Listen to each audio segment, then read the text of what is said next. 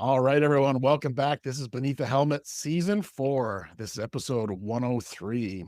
Today, I got a chance to sit down with somebody right across the world, out in the UK, an engineer turned body worker, and now the founder of New Vision Therapy, and also the author of The Body Engineer. Today, I got a chance to sit down with the body engineer, Chris Duquemin.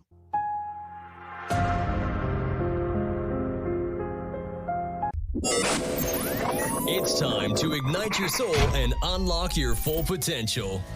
Join us on Beneath the Helmet, the podcast exploring firefighters' health and wellness. Hosted by retired Fire Chief Arjuna George, our podcast is the perfect place to start your journey towards becoming the best version of yourself. So come on, let's join the conversation and find out what sets your soul on fire. Welcome to the show, Chris. Thanks for having me. Really appreciate it. Fantastic. So I'll tell our listener a little bit about who Chris is and kind of, I really want to dive into the transition from an engineer to becoming a body worker. So tell us a little bit about your story and your background, what brought you to where you are today. Yeah, well, basically the short version, Arjuna, was I was a mechanical engineer. I used to design, install, repair and maintain commercial refrigeration air conditioning systems. That was my job. But I was an engineer with a shoulder problem. And it got progressively worse and worse. Typical bloke, typical man. I thought I'd put up with it and it would go away, but it didn't. And after a few years of suffering, sleepless nights, being aggravated and angry and frustrated with the pain, I went to my doctor. I'm not normally one for pills or medication, but I got to the point where this wasn't resolving naturally.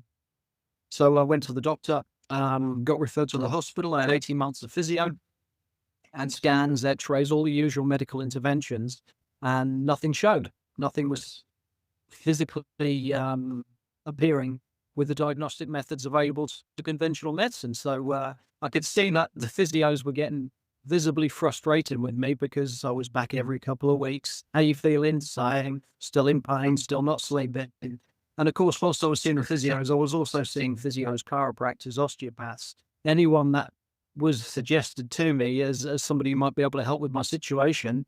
I was in such desperate need. I had 3 young kids at the time. I was running the engineering company, and not sleeping on top of all of that was a nightmare. So what basically the turning point for me was chief physio came up to me one day and said, "Hey, Chris, we don't think you're actually in pain. We think it's in your mind." And this will probably, a lot of the people that will listen to what we're talking about here will relate to this. So I remember standing there with no t-shirt off in the middle of the physio room. Very physical job. So I've got a left side like Popeye and a right side that was down to the bone. I'd physically lost my trapezius muscle on this one side. And I said, "Hey guys, look, I'm not here to waste your time or mine. This is physical. I know nothing about the body apart from a bit of martial arts. This, you can see this. I've lost my muscle here." At which point they did say, "Well, yeah, there is a physical difference there, but we don't know why." So they offered me 2 choices. The first one was what they called an exploratory surgery, which was basically cut me open and have a look. And that didn't appeal to me because if nothing showed from an engineering mind, if nothing showed on the scans or the x-rays or the blood tests, then not only would they probably not find anything, but they might make it worse. So option 1 was a no for me. And the second option was just cortisone injections every 3, 4, 5 months, whatever I needed. And again, my engineering mind was like, the pain for me was like a flashing red light on the car dashboard saying, "Hey, something's not right." So whilst the cortisone injections may have helped with the pain, for me, the pain was the symptom. I needed somebody to identify the root cause of why I had the pain. And the guys with the conventional medical approach couldn't help me. I learned something retrospectively invaluable that day. As my journey continued, what I learned was that no one approach has all the answers. Conventional medicine, it does some incredible stuff, mind-blowing stuff, but it doesn't have all the answers. From an engineering perspective, I learned that conventional medical wisdom, I think, has 2 main feelings. The first one is you need to be able to find something wrong. If you can't find something wrong, it's very difficult to formulate an evidence-based treatment program, which was the case with myself. And secondly, I think they're quite limited diagnostically. With the possible exception of physios, if nothing shows on scans, x-rays or blood tests, again, there's not much else available there. So to cut a long story short, what basically happened is I didn't want the surgery, I didn't want the injection, so that was the end of my medical journey. But what I did is I came out of there with peace of mind that there was no pathology. There was no cancer. There was no tumor. There was nothing untoward going on there. The fact that they found nothing was also a positive in my mind, because even though they found nothing, it meant that we could rule out pathology. So how did I get into the bodywork? Well, really what was happening was my mother-in-law at the time was suffering from fibromyalgia, which is quite a debilitating fatigue syndrome, which again, some people who are listening to this may actually suffer from. No energy, can't get up off the sofa. Sometimes it is associated with a lot of physical pain. And she'd been to see a guy who was a world champion powerlifter. And he'd got involved in bodywork because of his own injuries. So the mother-in-law went to see who we call Big Pete. He sadly passed away just before Christmas, very sadly. She went to see Big Pete, and he did a lot of work with the central nervous system. He was a very clued up guy, very clever man. And he realized that the central nervous system, the brain and the spinal cord, was effectively like the fuse board at home. It controls and coordinates every function in the house. So whatever goes on in the body, there's a direct impact or influence, either directly or indirectly, via the central nervous system. So Pete realized that a lot of the people with complex, medically undiagnosed conditions, they had something in common. It was a compromised nervous system. So in the case of my mother-in-law, she had meningitis as a child, which is a severe viral infection. She recovered from it. She survived it, because not everybody does. But she survived with a compromised nervous system. The membranes around the brain and the spinal cord, they contract like a balloon tightening, like a hedgehog going into self-defense mechanism to protect itself from the viral attack. And in extreme cases, those membranes don't release. Even though the virus has been dealt with and we've survived the onslaught, in many, many cases, the body recovers fully. But in some cases, these membranes remain contracted. So what it does, it has a direct influence on the volume of fluid around the brain and spinal cord. And in layman's language, what it does, it locks the body into fight or flight. We've got this permanent state of on-alertness. The nervous system basically perceives a threat. So she'd gone through a normal life, had 2 kids, etc. But by the time she hit her mid-40s, that was it. Her body started to collapse because it had been running on this continuous overload of testosterone and adrenaline to maintain this state without her even realizing. She just got on with it. So, as I say, by mid-40s onwards, she was bedridden. So it took maybe 6 months, and I noticed a continued progressive improvement of the mother-in-law from being bedridden to running around clip piles with the dogs like she was 18-year-old again. It was phenomenal. So again, I'd exhausted my avenue with all other interventions. So I went to see Big Pete, and I'm lying on this inflatable airbed, fully clothed, and using this very, very feather-like touch on me, which is a little bit strange when you've got a 30-stone powerlifter there who's working in such a gentle way. And it was about 25 minutes into the treatment, and Pete says to me, "What did you do to your ribs?" Now, it wasn't an open question, as is, have you damaged your ribs? It was a direct, what did you do? And basically, I was in a martial arts tournament in Dublin. I walked onto a kick, smashed a load of ribs. They take 18 months to heal fully. I had no more pain yet, obviously 10 years down the road. But what I had was unresolved trauma. And that's the key word that I want to touch on today, unresolved trauma. I never got any physio on the injury. I just allowed it to heal naturally. But what was happening was my ribs couldn't fully expand the way that they had done pre-trauma. So my spinal cord basically got dragged over towards the injury site, the unresolved trauma. It shortened the actual spinal cord itself, pinched a nerve in my neck, and that's what gave me all the problem with my shoulder. So I saw Pete. He treated me once. I would say I was 90% pain-free within 3 to 4 weeks. It was like a miracle after 10 years of chronic pain. I was back in the dojo. I got my life back. I was sleeping fully. It just completely changed my life. And what I liked was Pete's approach. Everyone else I'd been to see, the first question was not what's wrong with you, but do you have health insurance? Because, of course, you're an open checkbook for $1,000 or whatever it is in Canada. So he was the first person that said, you only come back if you feel you need to. And that was very refreshing for me. So I did go back. I went back after 2 months.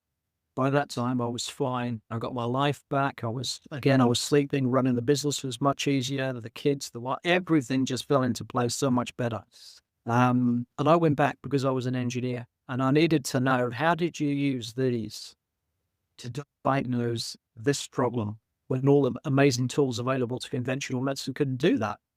And basically it's energy. And he began to explain the mechanics of the central nervous system, because I didn't come down from planet Gaga on the last ferry boat. I'm a very grounded person. I'm an engineer. I need to understand how things work. So he basically said, look, you can do this work. You have the capacity to do this work. Why don't you start learning with me? And because I'd seen the results, the thoughts that I might be able to at some point support the family and at the same time help other people instead of fix machines, it really did appeal to me, because it changed my life greatly. And the possibility of doing that for other people really appealed.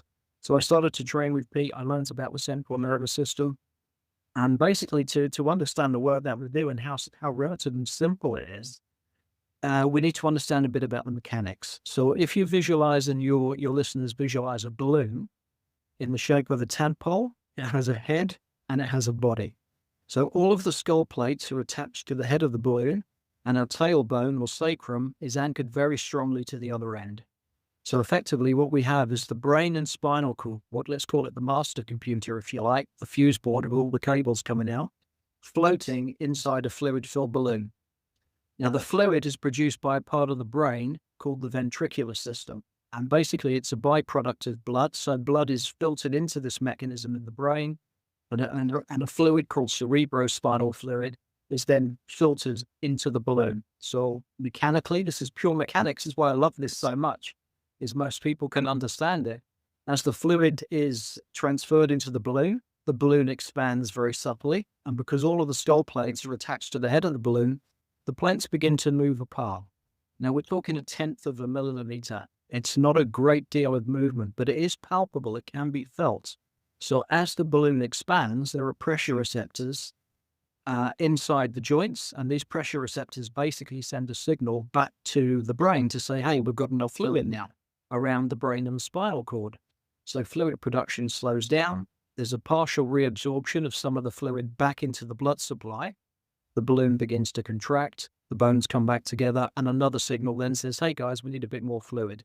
So in a healthy functional adult, it does vary, but we get on average, say, 3 to 5 seconds of production of fluid, followed by 3 to 5 seconds of reabsorption. So from the time our umbilical cord is cut when we're born to the time we pass, this is a continued mechanical expansion and contraction. Now, what we're interested in is the effect it has on the mechanics of the body. So we mentioned all of the skull plates molded to the head of the balloon and the tailbone to the bottom end. Well, all of the skull plates fit together like cogs in a clock, like pieces of a jigsaw. And the main one that we're interested in from a basic perspective is the base of the skull, the occiput. If this is sitting properly on the top of the neck, as the fluid is produced and the balloon expands, this little fellow rocks on the top of the neck, down towards the feet, and then during the reabsorption phase, it rocks back up towards the head. So just like a swing, rocking backwards and forwards on the top of the neck as the fluid is produced and reabsorbed. Now, the body of the tadpole that's housing all the spinal nerves is anchored very strongly to that bone.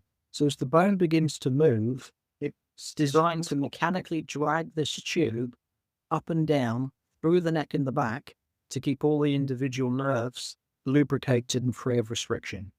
So as this bone rocks, the tube glides up and down, and of course the tailbone is anchored at the other end. So again, in a healthy functional system, like two ends of a swing boat, the tailbone and the base of the skull are designed to rock backwards and forwards. So that is the first invaluable diagnostic tool that allows us to work with people. And of course, in this case, we're probably dealing with a lot of people with, say, post-traumatic stress. Would be one of the groups of people that this system will not be functioning. It will be severely compromised. Yeah. So what that does, it creates a cascade of problems. Yeah. So if this fundamental mechanical system is working, you will have basically a healthy, balanced, functional nervous system that is in self-repair mode. So we suffer an injury or trauma, we're back in the same place. The body is designed to self-heal. What I found over the years is the vast majority of people with undiagnosed complex medical conditions, or they're not responding to treatment, or they have complex PTSD, a lot of children with special educational needs, ADHD, etc. Every single person, almost without fail, had a compromised nervous system. So really the work that I'm trying to spread, the knowledge that I'm trying to share is how simple that is to actually diagnose. If we had a firehouse and everybody was lined up in the morning, if I could teach one person in that firehouse to do a very quick 10-second assessment on what's called the uvula, which I can elaborate on in a few minutes, basically within 10 seconds, when someone knows what they're looking for, you'll be able to confirm if that person, that individual, has a compromised nervous system, which means they will already be manifesting certain symptoms. Maybe they're not sleeping well, or the digestive system's not great, there's a degree of anxiety. And of course, because they're going into the situations that they're going to face on a near daily basis, those situations will aggravate and wobble an already compromised foundation. So when these people go back into a safe place after the day shift, they can't recover and heal like normal people would who have a balanced central nervous system. So what happens is we get this compounding effect, this cumulative buildup of unresolved stress until eventually one day, boom, that's it. The nervous system says, I can't cope with this anymore. And we have some really quite severe symptoms, nervous system breakdown, extreme chronic anxiety, people who can't face light anymore, they can't go into crowds. A wide spectrum of symptoms will appear. The common denominator and the message that I really love to get across is that in nearly every single case, well over 95%, there is a compromised central nervous system. So in short, these people have lost the ability to self-heal. So there's two valuable, or I would say invaluable, diagnostic methods that we've learned to use outside the realms of conventional medicine, and even things that I would use the word complementary or alternative practitioners would use. Because again, remember, I'm an engineer, I'm a very grounded person. I want to take my car to the mechanic, he plugs it in and tells him what the problem is. We've learned to use the body diagnostically to tell us exactly what the problem is or the imbalance with it. So the mechanics of the central nervous system is one method that we can use, and we can feel that. We can feel this very subtle movement in the plates. But then there's something called fascia. So fascia is like a very thin layer of connective tissue that goes through the entire body. I'd like yourself and your listeners to think of it as a spider's web. So if you tap the web anywhere, you send a ripple through the whole web. Yeah? But if I've got an unresolved trauma, it's a little bit like me putting my finger into the web and gently rotating it. The web wraps around my finger, and there's a big trauma at that point. Now, the further I go away from the center point, the less the impact. But even in the outer extremities, the web is still compromised. So let's just say I'm out jogging one night and I fall off the corner of the pavement and I twist my ankle. What my body is designed to do is to transfer most of my body weight onto the good leg as the one that's compromised naturally heals. Now, if over time, maybe a month or two, the body's able to fully restore that ankle to the pre-traumatized state, then my body weight goes back to 50-50 load bearer. But if this ankle never fully heals, then what happens is I might come back to 60-40, and I've already got a compensatory pattern in the body. Now, the way that our work, because a lot of people will come to us with, say, complex post-traumatic stress, all of the military veterans that we work with, or police, fire service, ambulance, etc., the first responders.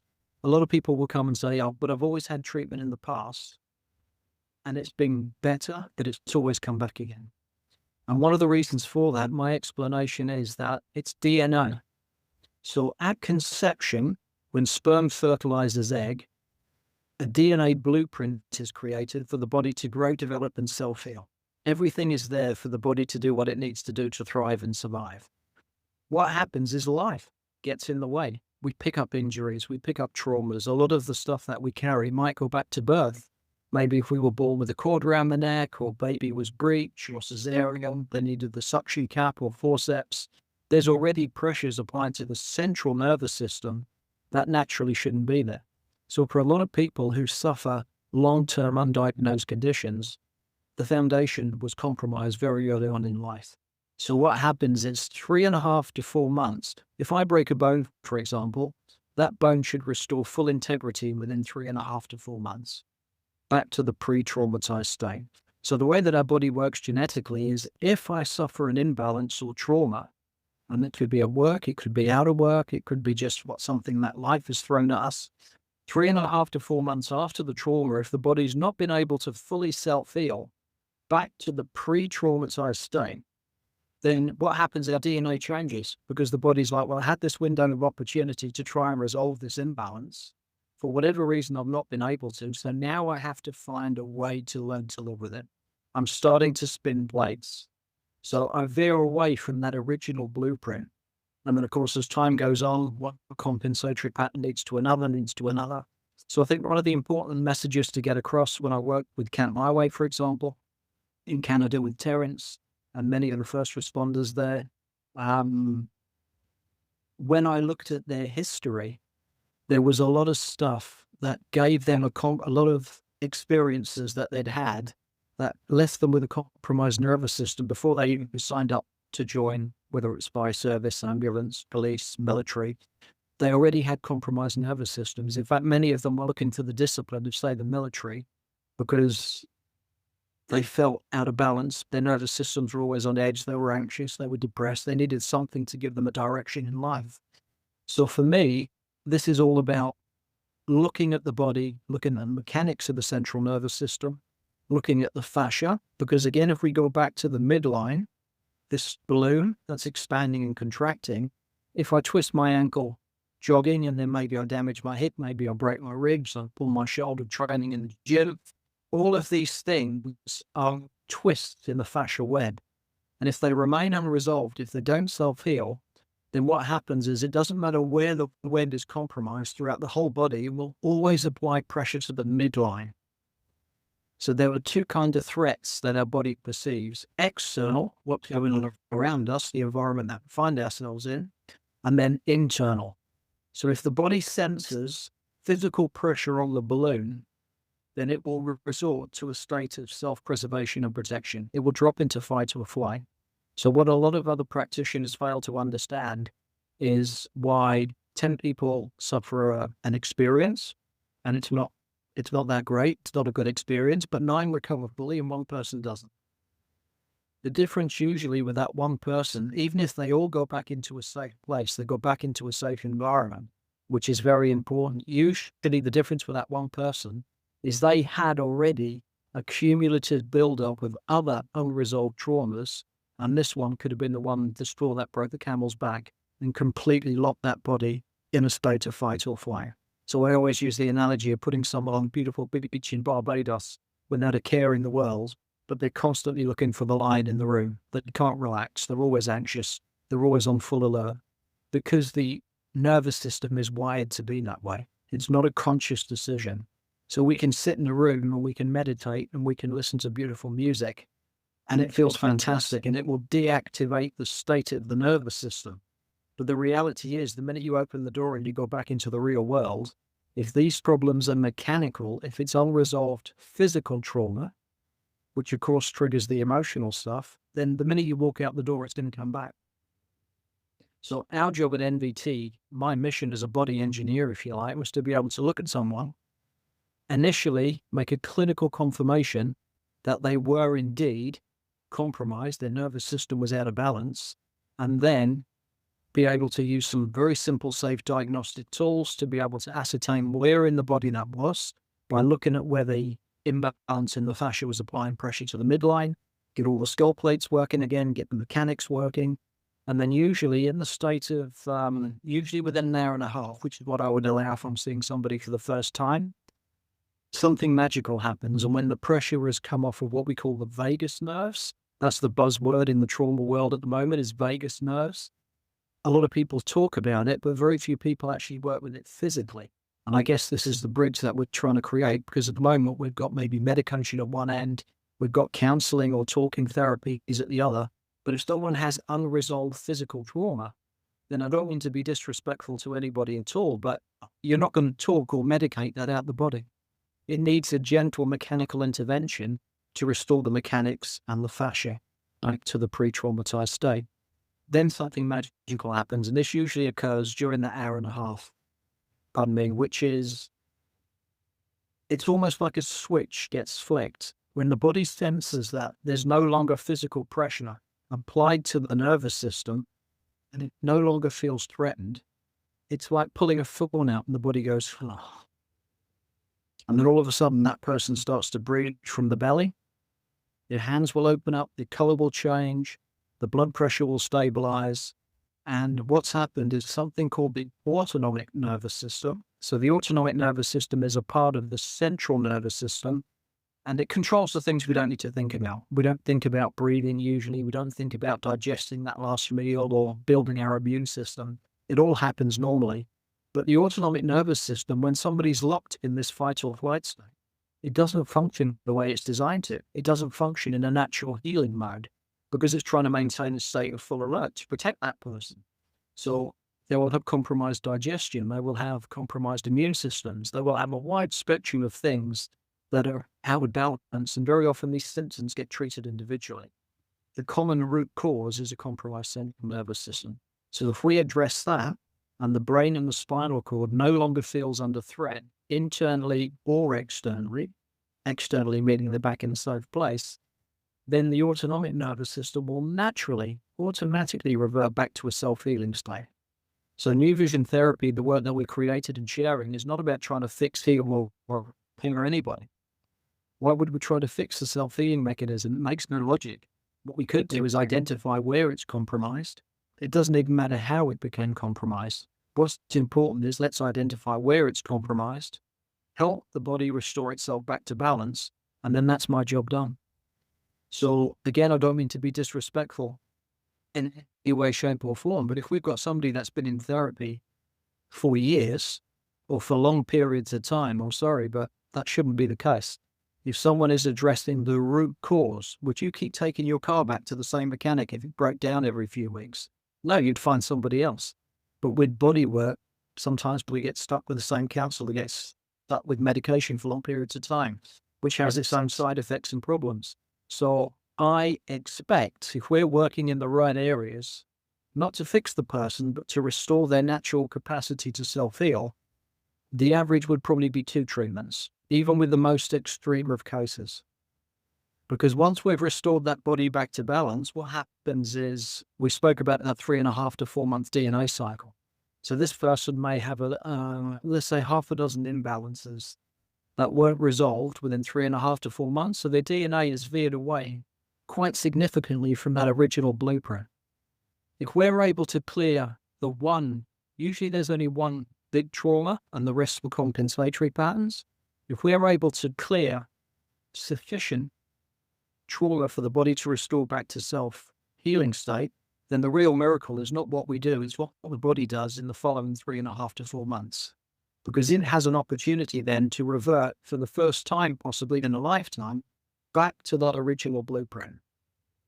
So what we find is if we can get the mechanics working again, which we try to achieve in the first session, we might deem it credible to have a follow-up maybe 3 to 4 weeks later, not before then. And in that time, we might give somebody just 2 or 3 minutes of stretching every day to keep the fascia loose, to start expanding away from the midline, to take pressure off the brain and the spinal cord. But then if after that second session, the mechanics are working fine, what happened is we've helped to restore the natural capacity to self-heal, and the body is then on this 3.5 to 4 month journey. So the real miracle, the reason why people will not regress, is because the DNA reprograms back to the point, ideally, that it forgets there was ever an imbalance in the first place. Yes, I could change if there was a secondary trauma. So then that could alter that DNA imprint once again, right? And just repeat that cycle. So it doesn't necessarily solve the nervous system challenge forever, but just in that particular trauma. Two of my children were athletes for Great Britain. They used to do discus and shot put for Great Britain. And people were always asking them, but you've got such an intense, powerful sport that you're doing. How do you guys hardly ever get injured? And that's because they did a lot of proactive stretching work. I did a lot of work with their nervous systems when they left home and went abroad. They kept up that work all the time. So whether you're a fire service, military, elite athlete, average man and woman on the street, it doesn't matter. If you have a balanced central nervous system and you suffer, I use the word loosely, a trauma, if you have balance to start with, you've got the capacity to recover much quicker. If that balance is compromised, all that happens is every little event that we experience through life is just going to compound and distort that foundation even further. So it's all about getting the foundation back so that, as you quite rightly say, people in the fire service, for example, in the police, the military, the first responders, they, sadly, they witness a lot of horrific things. And if they have a state of balance to revert back to, they have an opportunity to recover as much as they can from those events. If that foundation is not there, if that central nervous system is compromised, all it's going to do is spiral and progressively get worse and worse until one day the body says, you know what, I can't cope with this anymore. And what it does in extreme cases, I'll cite sort of, if we think of it as 3 levels. Level 1 is balance. The body's in a natural self-healing state and everything is fine. Level 2, we experience an event which the body perceives as a threat. Yeah. So what happens is everything in level 1, the balanced immune system, digestion, etc., the healing mode, everything goes on the back burner and we go into this protective fight or flight state. And it's very important that we do that because we do it in order to survive. We assess the threat, we deal with it, and then we're back in a safe place. Ideally, the body would revert from that level 2 back to the level 1. So in this crazy, messed up, stressed world that we live in, we are constantly flitting between levels 1 and 2. So the problem comes when somebody gets stuck in level 2. Because of this cumulative buildup of unresolved trauma, one day the body says, that's it, I have to maintain this now because I feel an internal threat from unresolved physical traumas, usually, assuming they're going back to a safe environment after work. At that point, they've lost the ability to self-heal and the pack of cards begins to tumble one by one. Their digestive system, immune systems, their anxiety levels, depression, the whole chemical balance in the body begins to break down, which is to maintain this 24 hours a day, 7 days a week. And the body's not designed to do that. It's designed to do it for short periods of intense stress. And then we go back to a safe place and recover. Then that constant adrenaline and testosterone production starts to wear down the kidneys. We get the fatigue, we get fogginess, we get a whole host of the anxiety, the sleepless nights. All of these are symptoms of a compromised central nervous system. And eventually, if we've been stuck in level 2 for a long period of time, so we're talking now the guys with probably been given a medical diagnosis, they've been signed off work, they've been given a diagnosis of complex PTSD, they're not responding to the counseling, not responding to the medication, their nervous systems will be completely shot. And it will go one of 2 ways. Either you see the person that if you look at them the wrong way, if you say the wrong thing, they're just going to explode.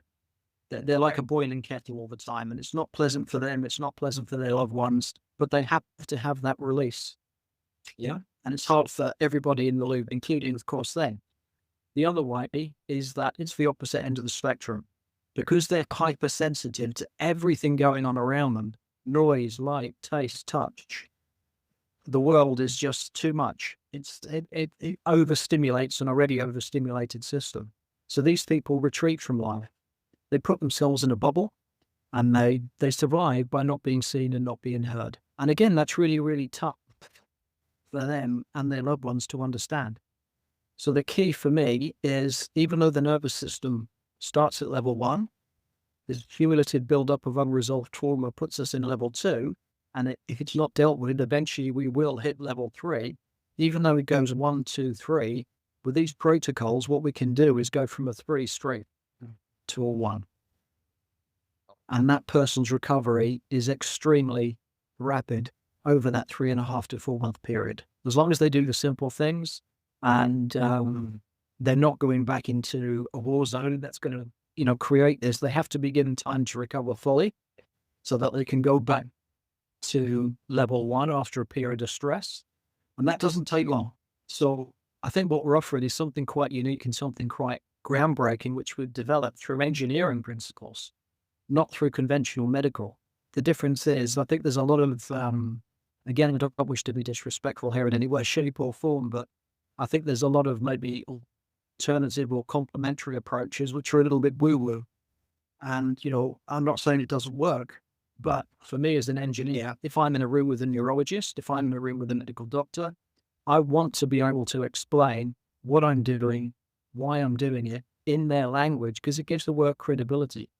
And if they can understand it, it's like two people walking into the room. You've got this analytical part of the brain that needs to understand the science, and then you've got this natural intuitive part that wants to just do the healing work. If two people walk into the room and you only shake hands with one, well, the other one's going to be a bit upset. So by explaining the work, explaining how the science behind it works, how it's going to restore their natural capacity to self-heal, it satisfies the analytical mind so that when that person's on the couch, we can then dive in and say, right, where's this fascia compromise? Where's the nervous system out of balance? And it really is that simple. So I think one of the things that pleases me the most is that when we roll the fundamental workshops in the level model workshop, some of the best people I've been able to train are not body workers. It was the painter, it was the mechanic, it was the lady that worked in the corner shop, and it was the guy in finance. People that had no understanding of body work do very often the easiest ones to train because they're starting with a blank piece of paper. This is what I'd like you to feel, do this, do that. Oh, there it is.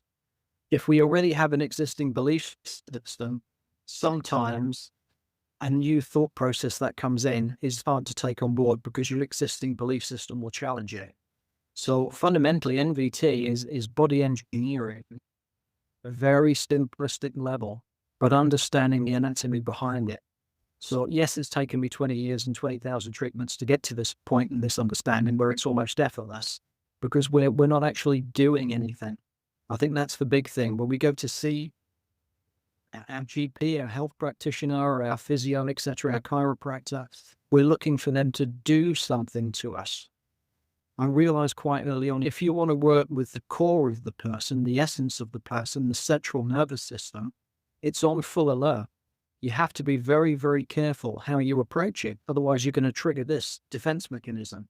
So the entire approach with NVT, I developed something called the key and lock principle, which is about holding the web, holding the fascia at just a specific depth and angle that the body tells you it wants to be held at. And these are simple protocols that we share in the workshop program, because then we know that the body's in charge of the entire process. I might see 100 people for anxiety, post-traumatic stress, back problem. It's a unique fingerprint how they acquired it. So really only they know how they're going to unravel. So why wouldn't we just ask the body? And that's basically what we've done is developed a little bit of quantum physics in there to be able to ask the body and get a response through the fascia in the nervous system. But we're still working with ways to try and make it even simpler. But fundamentally, I can take a 10-year-old off the street and show them how to do these basic principles within half an hour. I read the book, and I obviously kind of know your background and know your work over the last number of years. So, and I love the nervous system as well. I'm very fascinated with how it responds and works with the body. My thought is, if you had 5 minutes with a firefighter, what would you suggest for them to try? Because I know there's a lot of self-assessments that you share, a lot of self-assessments that work really well. If you had 5 minutes with a firefighter, what would you share with them to try as a test? Well, basically what I do with everybody is if I wanted to check the state of someone's nervous system, if someone was showing symptoms and they've been to the doctor and they weren't quite sure what was causing this, then the fundamental question is, what state is your nervous system in? Is it in a self-healing state or is it already compromised? And what I can certainly do, I can share with you, which if you get the interest from your listeners, you can then please feel free to pass this down the line. I mean, medically, there's something called low and high heart rate variability, which basically monitors the heart rate. And if somebody wants to do it themselves, they can monitor their heart rate. And on the in-breath, there should be a noticeable increase in the heart rate. And on the out-breath, it should calm down. If the in-breath and the out-breath are the same, that means they're stuck, their nervous system is stuck, and it's not able to adapt to the external environment. That's one very simple test. And of course, medically, we can go into a bit more depth to confirm that. Another very simple test is to look for what's called deviated uvula. So the uvula, if we get the torch off the mobile phone and shine it into someone's mouth, it's the little flap of skin that dangles down from the roof of the mouth. It looks like a punch bowl. So it's called an uvula. I was corrected by one of the army medics when I was working in Canada, uvula. There are two muscles above it that are directly linked to a branch of the fight or flight mechanism. So if we shine a torch on that little flap of skin and we just ask the person to go, ah, ah, every time they make that noise, it sends a signal to the two muscles, and those two muscles should lift. So, ah, and the flap of skin in the middle is effectively like a puppet on two strings. It should go straight up and down. Now, if one side deviates, and sometimes the deviation is 90 degrees, this little flap of skin is weighted to the roof of the mouth. It means the side opposite the deviation is not working. So within just a few seconds, you've got clinical confirmation that the nervous system is mechanically compromised. That's probably a really valuable test. And this is what I would share with maybe one person in each firehouse as a proactive and a preventative, because I think that's one of the big important messages to get across, is why do we wait for the house to collapse before we try and rebuild it? If we can be proactive and preventative, this quick 10-second check, oh, hang on, something's not quite right there. Have you got any symptoms? Another really clear one would be if somebody has an elevated shoulder on one side. Yeah. Because where the nerves exit the base of the skull is like a bundle of three nerves. One of them is our friend, the vagus nerve, and another one is a nerve that controls two of the main neck and shoulder muscles.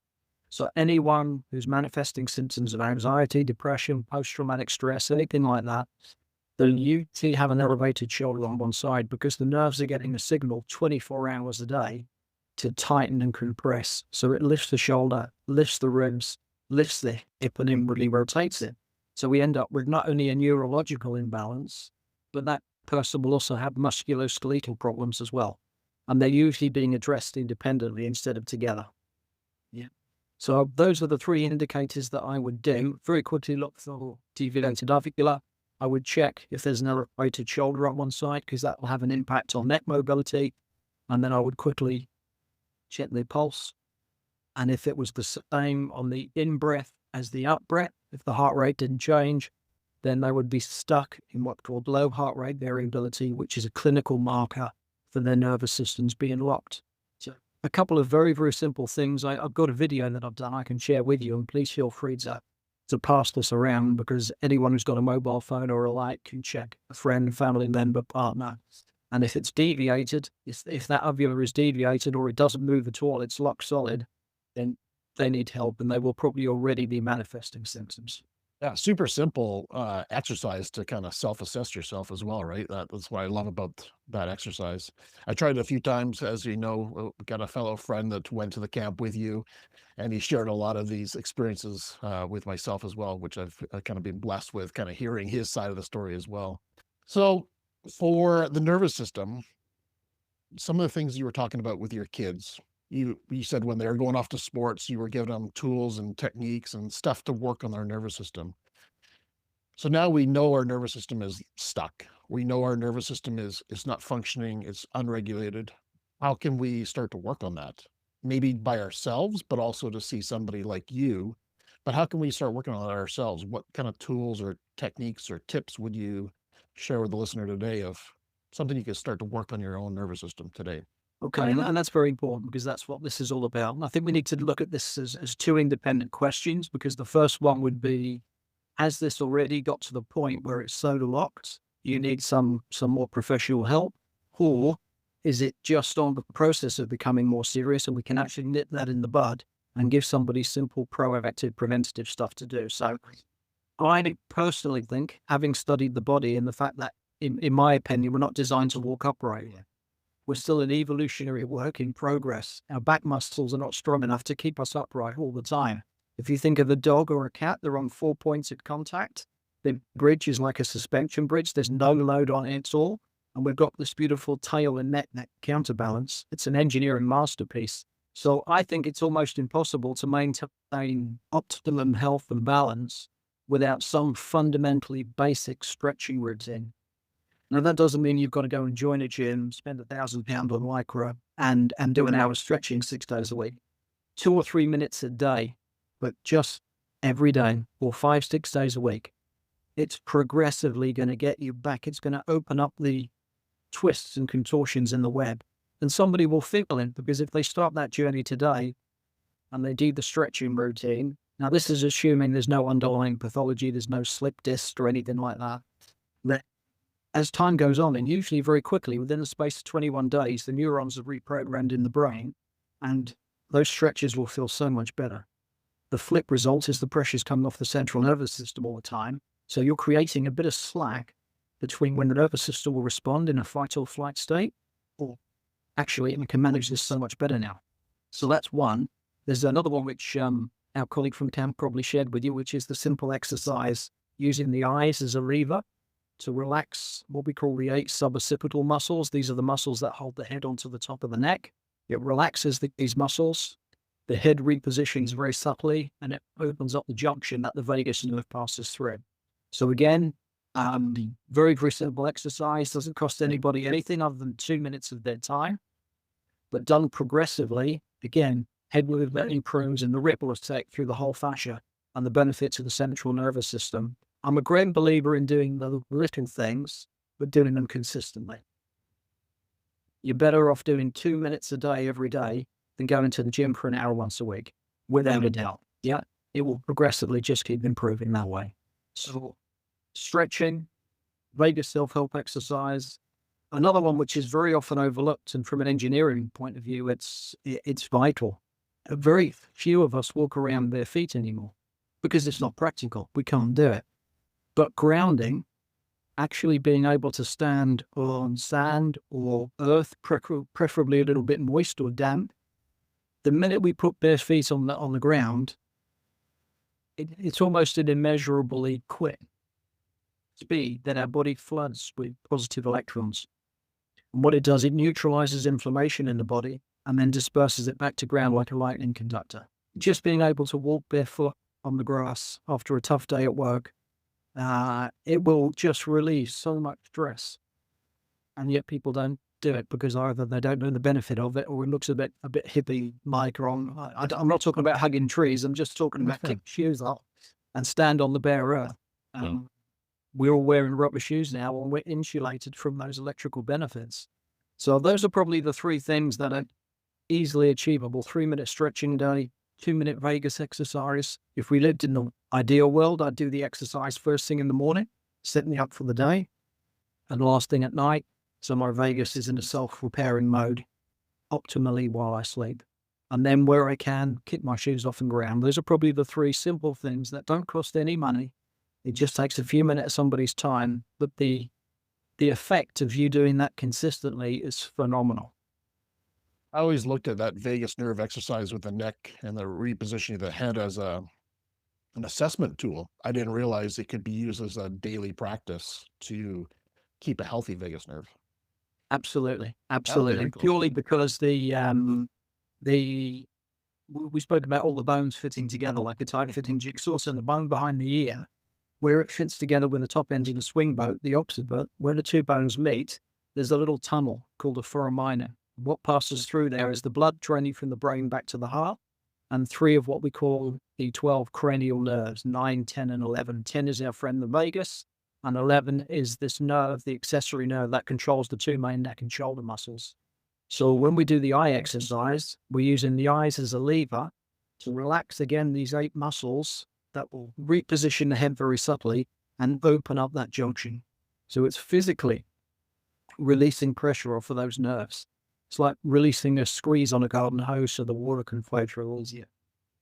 So again, very, very simple, but very, very powerful. The one thing I would say with this exercise, and I learned this by doing the work in Canada on a special forces gentleman in the military, always do that exercise sitting or lying. Never do it stood up, because what it does, if it releases the vagus nerve, it instantly changes the blood pressure.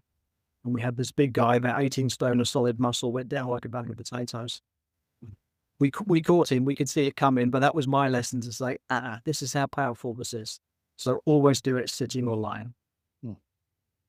You've talked about this movement that you see with the fluid, the tadpole. Can you physically see that? Or is that something that's only done by skilled touch, that you can feel that movement? Or can you physically see that movement? You wouldn't physically see it. If you read a book by Dr. John Upledger, he was a medical doctor, a medical surgeon, And he was involved in a surgery to remove the tumor from a spinal cord. His job was to actually hold the spinal cord while the other surgeon scraped away the tumor. And what he realized intuitively is whilst he was holding the spinal cord, it was trying to move. It was trying to move up and down under the implement. So he spoke about it with his fellow peers after the surgery, and they thought he'd gone a bit loco and had a few beers the night before. But what he felt was two things. One, the movement, and two, that it was rhythmical. It took a certain amount of time to go one way, and then it was trying to go back the other way. So he, being very clued up guy and very intuitive, he studied the works of a guy called William Sutherland, who was the father of osteopathy. And with his medical knowledge about the production and reabsorption of cerebrospinal fluid, he put that together with the mechanics of the central nervous system and the attachments of the cord that he was trying to release to the bones. And he realized that actually there's a system here that nobody's been working with before. So if you were to dissect someone and expose the spinal cord, you would see not the cord moving, but you would see the tube gliding very subtly over the top. Of course, that's not practical for most of us to do that, and we don't want to do that. What we can do is by holding either end, for example, by holding the skull and the tailbone, we can feel a very subtle movement between the two ends, rocking backwards and forwards. So even though the skull plates only move 1/10 of a millimeter when you're trained, and it doesn't take much to do that, you can actually feel that movement, or more importantly, where it's not moving. Amazing, isn't it? Amazing. It is incredible. I think what I love is the engineering aspect of it, the mechanics of it. It's a physical movement. It's not hairy-fairy. It's distinct science, but of course, because it fits outside the realms of conventional medicine, it's very often viewed on as a little bit of it's a bit of black magic. It's a bit of hippie stuff. It's not. It's conventional medicine and science, but just working the way. I can't do open heart surgery because I've not been shown. I can take any medical professional and I can get them to feel this in just a few minutes. Because when they know it's there, they're already tuned into what to feel for. But if you don't know it's there, well, of course, it doesn't exist until someone educates you. So education is a big part. So with your love for the nervous system, is there any components of the nervous system, central, autonomic, whatever that is, that you're still fascinated about that you don't fully understand yet? Absolutely. There's far more that I don't understand than I do. I've got a really good grip now on the mechanics of the system. And I'm actually working alongside neuroscientists as we speak to try and get more evidence base, because I know what I can do hands-on and the response in the body. What I don't know at a deeper level is what parts of the brain get activated by certain releases and boom, boom, boom, boom, boom. So we are doing some fascinating work at the moment with two parts of the brain called the amygdala and the hippocampus. So basically we have, and again, this is very relevant to your listeners, but there's a part of the brain at the back here called the limbic system. And what it does, it's like a library. It stores, or actually I think of it as a fridge door with lots of sticky notes on. And each one is like an unresolved trauma. And at some point, the body's like, I want to try and deal with this if I get an opportunity. So we have the limbic system, and there's something called the hippocampus. There's two, there's one on the right, one on the left. And these are effectively a bridge that the limbic system uses to transfer information to the frontal parts of the brain to try and address those unresolved traumas. So under extreme periods of stress, continued stress, what can happen is the hippocampi collapse.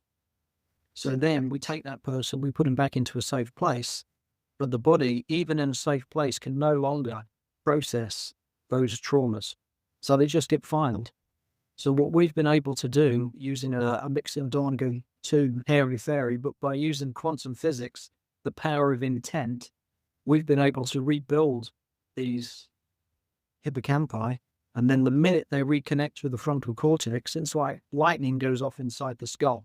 It's absolutely incredible. And then the body's able to process unresolved traumas, be it physical or emotional. And again, without being too wacky, my understanding from neuroscientists is we can carry a minimum of 7 generations worth of trauma from our parents, our grandparents, our great-grandparents. So if they had an imbalance, so my great-grandparent, well, of course, when my grandparent was conceived, they were a result of mum and dad and the traumas they were carrying energetically. So by working with the amygdala, what we can also do is invite an opportunity for those traumas to be dealt with. And that's very, very important. This is part of the ongoing work that we're developing at the moment, because it means we can cut that chain and it doesn't get passed on to our kids or grandkids.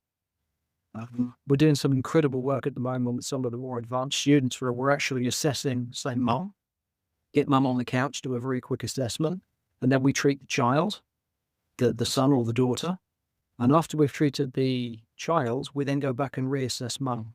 And we're finding that on average, 60% of her imbalances completely disappear without treatment by addressing the imbalance, because we're all connected on an energetic level. This is to do with the unified field, again, in the way that all plants communicate through the earth with one another. If a tree gets sick at the front of the forest, it sends a message to all the others and they get the defense mechanism up.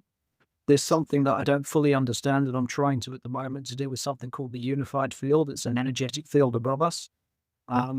Because if we can tap into that, and I think very clever people like Tesla knew about it, the free energy that was available to us all at one point, if we can tap into that, I think the potential is unlimited for energy medicine in the future to work with really complex conditions quite quickly, because it's all energy, vibration, and frequency. So that's what excites me for the future is, how can we help these people that might be suffering from complex PTSD?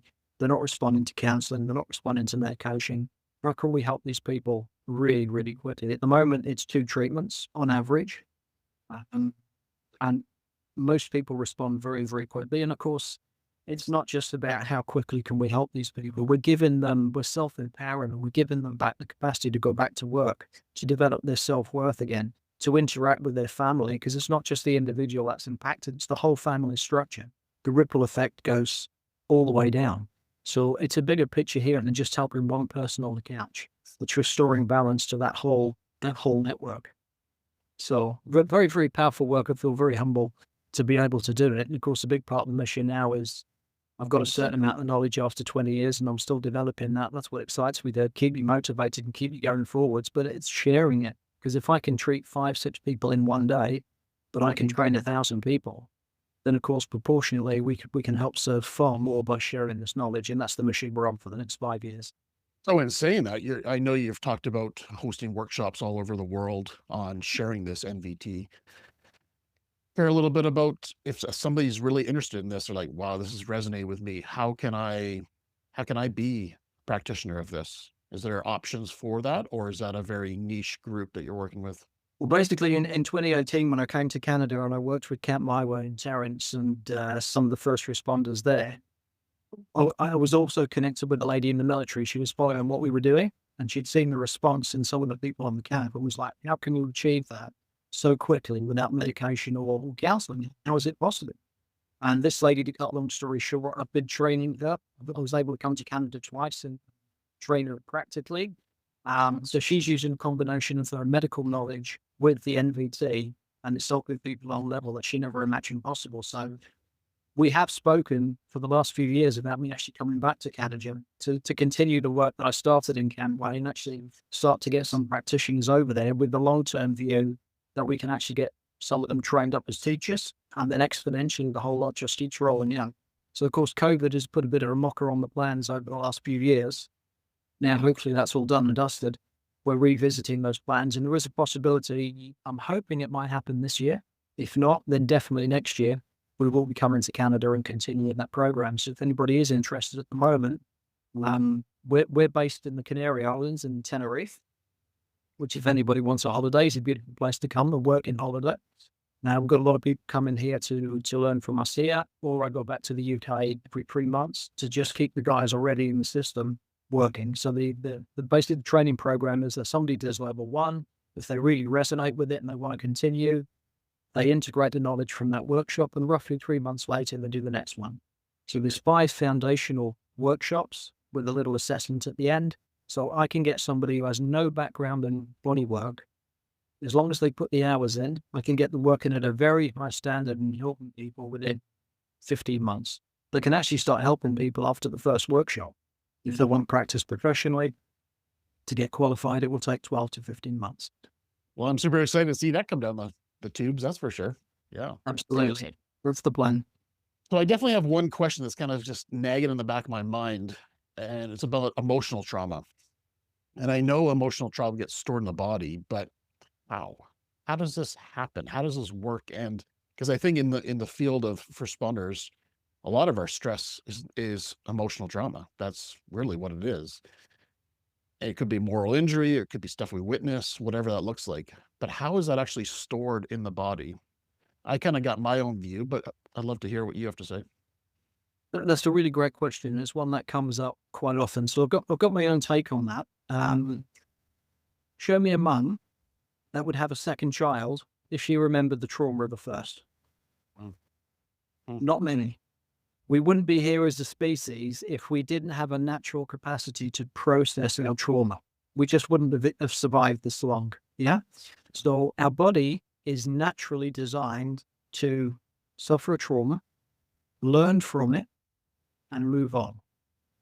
If I use the analogy of a pack of wolves in the wild, they have a pack structure.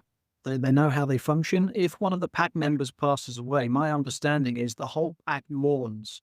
They're mammals, so they mourn the loss of their loved one, and they won't hunt, they won't feed for roughly 7 to 10 days. They will just mourn. And then after 7 to 10 days, Mother Nature kicks in and goes, hey guys, no one's coming to feed you.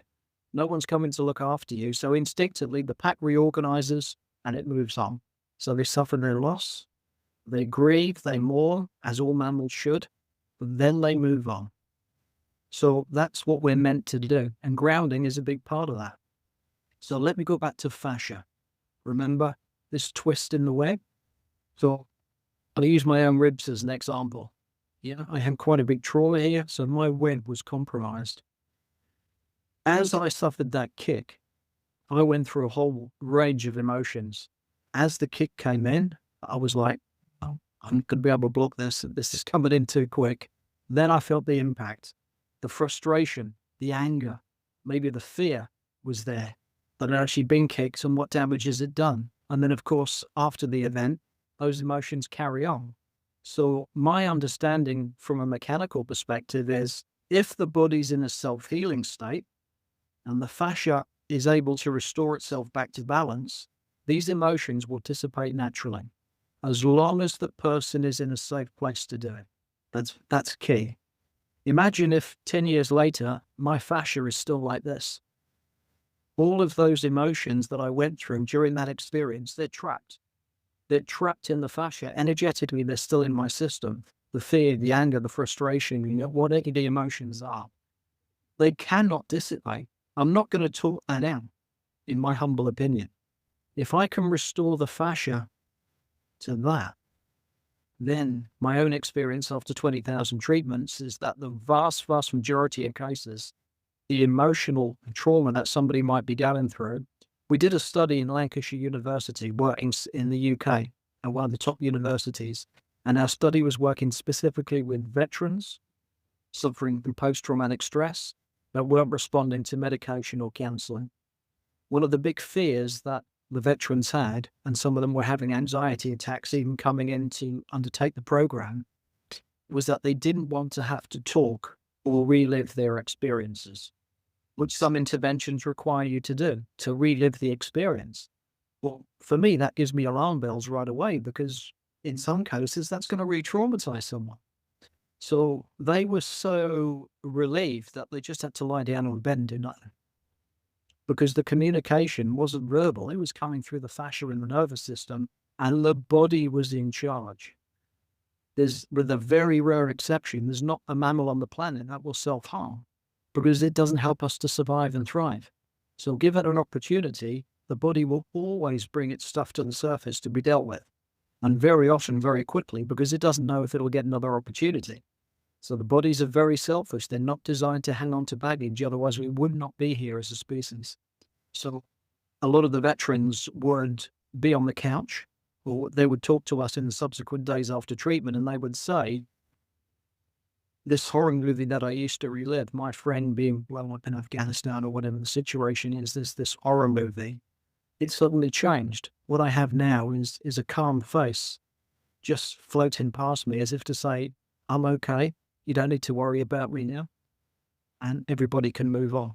It was incredible how all of a sudden the way the body was processing the emotions, because this was still trapped, this allowed it to be processed and dealt with. So it's like taking that book of trauma that's always open. When you get out of bed, it's there waiting for you on the breakfast table. It's being able to close that book and just put it on the top shelf. We never forget it. And it's important that we don't, because that gives us the capacity to adapt and become stronger, and what doesn't kill us makes us stronger. So we don't forget it ever happened, but it doesn't play a part in our active day-to-day life anymore. It's there, it's an experience, we've recovered from it, and we can move on just like the wolves. So I think we do have some special tools that we use. And I would say I only have to dip into the toolbox and use these maybe 5% of the time. 95%, if I can get this to this, I know that over the course of the next 3 weeks, the vast majority of emotional trauma that person came in with is going to naturally dissipate. Only 5% did it get so ingrained that maybe we need to access the amygdala and the limbic system in the hippocampi. And we've got specific protocols that we can tap into exactly where that vibration is stored, find out where it is. And again, it's an invitation. I never want to force anything. Everything is an invitation. But of course, if the body has an opportunity to restore itself to balance, invariably, again, the key is that person going back to a safe place. As long as they are, the vast majority of times, the body will take that opportunity and it will process. So only 5% do we directly access an emotional trauma. And it's very rare, again, I will verbalize it. I just want to tap into the frequency and the vibration of it, where it's stored in the brain or in the body indeed, and the body will just dissipate it naturally. Well, imagine a crystal glass. If you've got a singer singing at a really high pitch, eventually that glass might shatter because you've met it with the similar frequency. All I'm doing, and the penny dropped a few years back, is by developing these what we call key and lock principles, holding the fascia at the angle and the depth that the body wants to be held at. And that probably only makes sense if you've experienced it on a workshop. What it does, it neutralizes that vibration. It meets it with the same vibrational frequency and it neutralizes it and it melts away. It's really so simple. I'm always like, well, why has nobody else discovered this stuff before? And I think because I'm not looking at it from a medical brain, I'm looking at it from an engineering perspective. I think it's been overlooked because no one was looking for it. Yeah, beautiful, beautiful. I love the analogy of the wolves. I think that makes so much sense. So much sense. So, Chris, what's a question that you wish I asked you that I have not asked you as we come to a close here? I think probably the whole purpose of us doing this is to help more people. So how can we find a way together, maybe with some other people that are listening to this? What do you need from me to be able to share this knowledge to the degree that it makes a practical difference day to day in the firehouses? Because for me, it's a double-edged sword. We've got people who are on the slippery slope. They're already manifesting symptoms. For me, if we can stop those people before they go over the cliff, be proactive and preventative, that's one edge. That's one angle of approach. And the other one is the people that have already sadly gone over and they're not responding to the medication or the counseling and they're not able to work, then we can help these people as well. So it's about education initially, getting people to understand what this is all about. And thank you for giving me the opportunity to explain a little bit of that today. But then where do we go from here? How can we make this practical so that every firehouse around the country has someone who's trained to check for deviated uvula? Because that's where the real difference is. And that's where we can make a real change. Well, hopefully this episode will be that spark that we need to get that conversation going right across, Canada, North America, Europe, just across the globe. Maybe this conversation will be that spark that we need, right? So I know if it comes an opportunity, I'm definitely 100% interested in at least doing the workshop for my own personal knowledge, or at least trying to share that with the world. It's kind of a bit of a passion in my world, so I am very interested in learning more and sharing more about it. 100%. Fantastic. Thank you. Yes. Oh, thank you. Thank you for what's different about you is you bring a different lens to the nervous system and the body. And like you've said many, many times, you bring it from an engineering standpoint.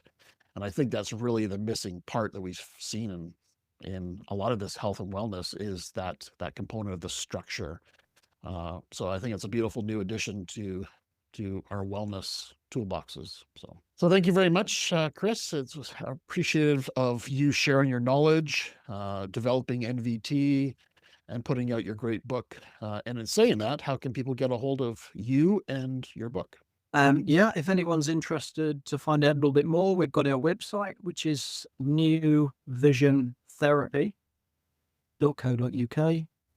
My email will be on there, which is chris@newvisiontherapy.co.uk, and I will help as many people as I can. I've got direct links, obviously, if somebody's interested in the book, which is really about my own journey, a bit about what we've spoken about today, how I went from engineer to body engineer, and now taking that to the next level and being blessed to be able to share this knowledge with people.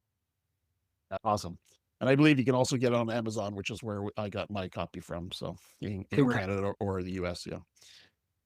Fantastic. And, one part that really stuck out for me, and you kind of touched on it briefly today, was the C-sections, childbirth, cord around your neck. My son was an emergency C-section.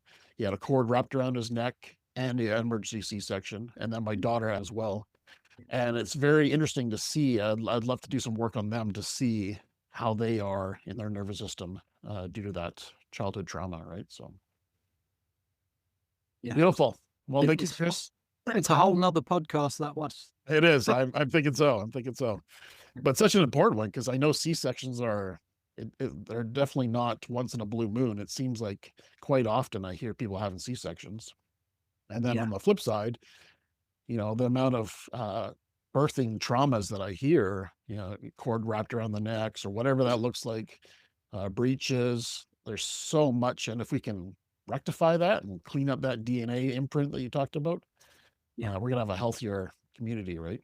So I honestly believe if we lived in Nirvana and we treated all the babies at birth within the first month of being born, and then if we could, every 6 months through to the age of 3, because by 3, most of the neurodevelopmental work is done. All that happens is it physically gets bigger. So if we had healthy, functional 3-year-olds, there is a significant probability that's going to have a massive impact later on. I think if I had to pick a percentage, 60% of all the baggage that we carry through life is related to our first 3 years. Wow. And so set aside the C-section, just life of a 3-year-old. There's a lot of trauma in a lot of households, a lot of communities, a lot of environments that people live in. So stack that on top of the birthing trauma.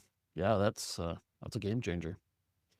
Wow, beautiful. So much to reflect on, so much to think about, and definitely something to keep digging in and learning more about. So thank you for doing the hard work. Thank you for dedicating your part of your life to helping others through this nervous system training that you're establishing. So thank you from all of us as first responders. Keep up the good work.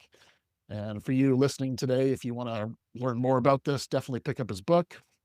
Reach out to Chris if you want, and share this podcast with your network and people who, once again, this might be the spark that people need to start to better understand their own personal nervous system and the power of self-healing.